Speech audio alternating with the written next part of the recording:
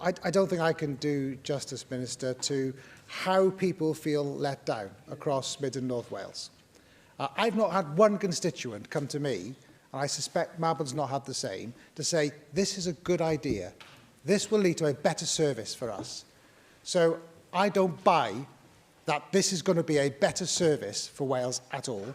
And if you believe that, Minister, and if the Air Ambulance Charity and clinicians believe this, and I don't think they do, by the way, then how is it that you have not sold this to the population of Mid and North Wales?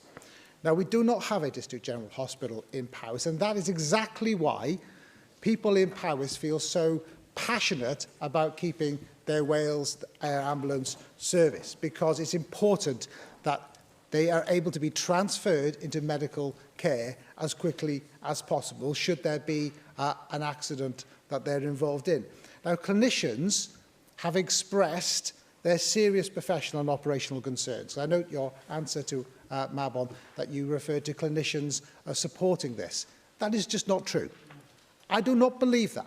Clinicians have expressed their serious concerns to management and have not had adequate answers to their concerns. And they've done so on operational and safety grounds.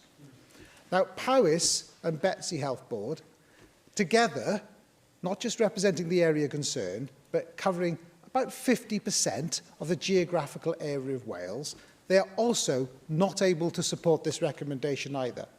So the suggestion that this is supported by the charity and others, it's not supported by two health boards, tens and tens of thousands of people across Mid and North Wales, and clinicians themselves operating and working from those bases. Now, you have said that is the case, but I would say, Minister, bring your own challenge yourself to the organisation about have they really listened to health boards' concerns and clinicians' concerns as well. Now, there was a first principle, right, when this review took place. This was it. If people are receiving the service now, they should continue to receive that service in the future. That was the first principle. That clearly is not going to happen. It's not going to happen. If the base moves, the two bases move further away from rural communities, it will be longer for the air ambulance to reach a scene and offer urgent medical attention and transfer people into care as quickly as possible. That will not happen if bases move further away. So the question is, in regard to that, if people are receiving the service now, they will continue to receive that, which was repeated throughout the consultation, repeated only again this week. Do you feel that that first principle has been achieved? And if you do feel that principle has been achieved, can you explain how you have come to that conclusion? And I would say, Minister, you talked about 310 incidences more being achieved in your response. Question, Minister, go to your officials, ask them to question and challenge that. Because just nearly 2 years ago, we were told 583 additional scene attendances would happen. It was presented to us as fact just nearly 2 years ago. That would be achieved. So that then, data, was then dismissed. It didn't stand up to scrutiny. And I would suggest the same for the 310 that you mention as well. The current review, I would say, is also based on questionable data. So in your view, has the right outcome been achieved when you consider the such marginal additional gains, according to the review, which are questionable anyway, that they're going to be made when you balance that against the huge shift of closing two bases and opening a new base, and the concern that clinicians are not going to move to that new base as well? Are you absolutely satisfied in your own mind, Minister, that that is the right decision? Especially... Can I remind members, this is topical questions, and it doesn't give opportunities for speeches.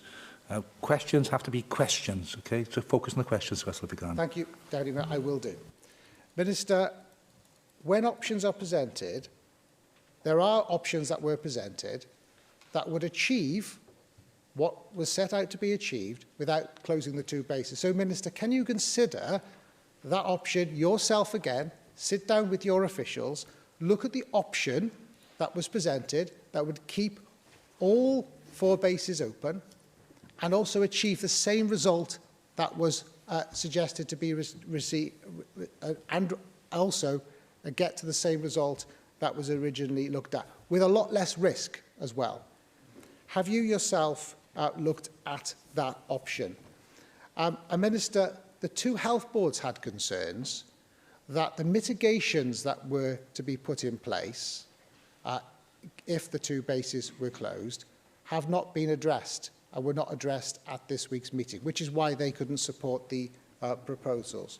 So can I ask, Minister, have you asked for that level of detail yourself? And what would happen, Minister, can I ask your view, what would happen in your view if those mitigations that we're told will come forward in work taking place later this year, if those mitigations are not satisfactory to the 2 health boards and indeed to the other health boards, to the JCC members, what happens then?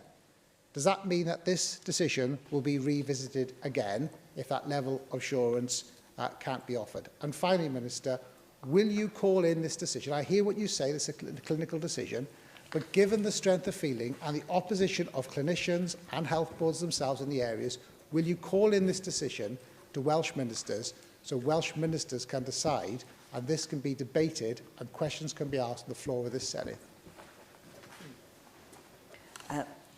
Thanks very much. Well, I know the strength of feeling people have in Welshpool and in Montgomeryshire and in North Wales in relation to the ambulance service, but I think it is important to make sure that there is an understanding that there will be a significantly better system of support now in terms of nighttime support, and that we think that 3 people a day additionally could benefit who are currently not.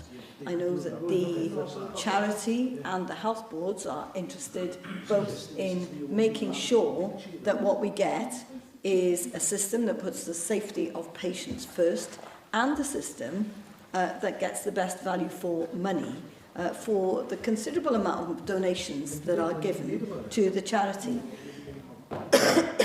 I think it's worth noting that in most parts of rural Wales, and particularly in Powys, where the road networks are challenging, predicting the focus of demand is difficult, but the fact is that the average response to amber patients is amongst the best in Wales. And that includes, for example, those in stroke or heart attacks. But the new high acuity response vehicles will complement this response and does not replace the ymyrryd service. Now, I do note that the Powys Health Board felt they couldn't support the recommendations without a plan for the additional high acuity response vehicles. Assurance has been provided that a plan for this new service will be developed by October 2024 and will be delivered well in advance of the consolidation of the services at the new base. I know that there was an assurance sought in terms of the quality of the data. The assurance was provided in detail at the committee meeting about the quality of data used, the rigour of the engagement process, and the value added by consolidating services. I'm afraid it won't be possible for me to call in this particular decision. Obviously, I'm conflicted because this is an area that I also represent. But it would be a very step that the Welsh Government has not taken for a long time to intervene in what is essentially an operational matter.